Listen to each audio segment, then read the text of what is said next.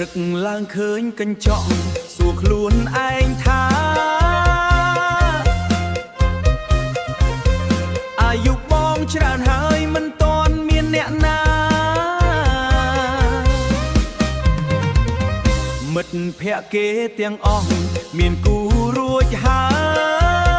យទុកបងឲ្យឯកា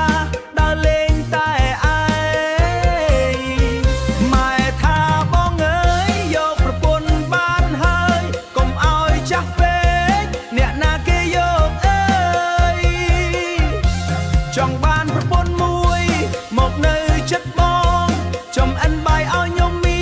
នឹងអោពេលយប់ផង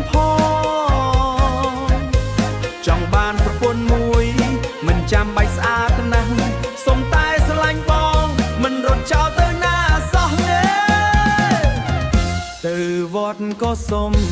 ទៅផ្សារក៏សំឡឹងឃើញស្រីណាស្អាតបេះដូងក៏រំភើបភ្លឺ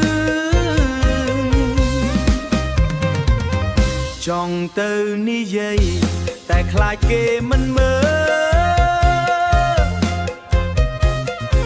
ឈរធ្វើមុខស្ងៀមស្ងៀមដូចនួនសិលអមើលបើមានស្រីណាស្ដាប់បទនេះហើយបងសូមស្នេហាមកនៅជាមួយបងអើយមិនមានលុយច្រើនតែចិត្តបងស្មោះសន្យាថាស្រឡាញ់